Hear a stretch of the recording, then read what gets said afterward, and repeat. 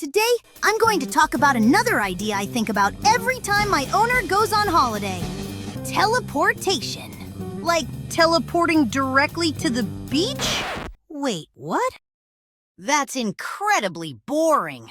We're going to think teleportation through the way an unsupervised brain would.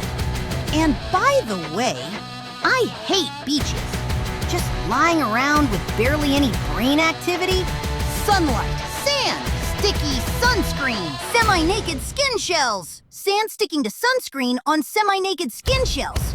Ugh. We are talking about a future where teleportation is safe, reliable, and cheap enough for everyone to use. Sure, you can commute, visit friends, and skip airports. But those are just the obvious uses. Future reporter Brian has already informed me that this doesn't end quite the way you'd expect. We'll get to that later.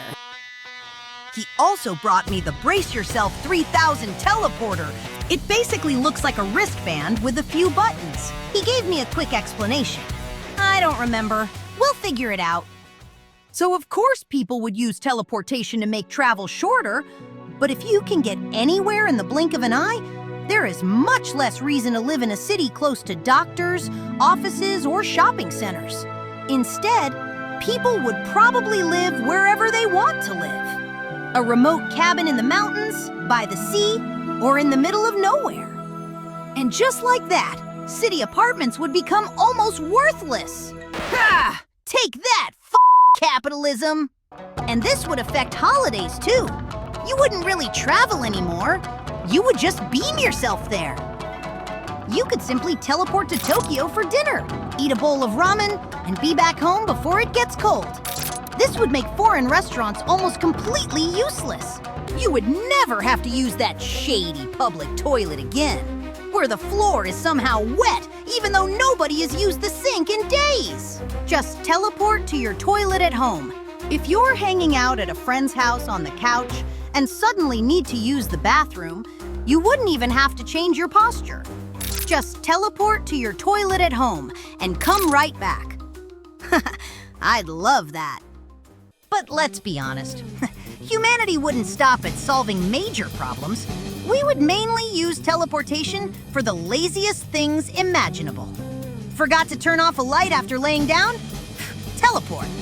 TV remote 3 meters away? Teleport.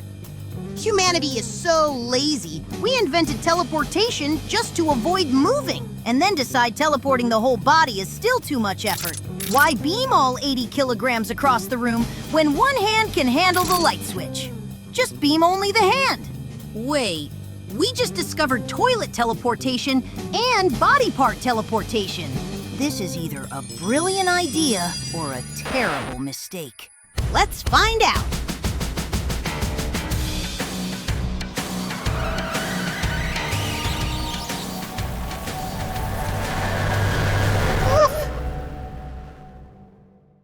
Ugh.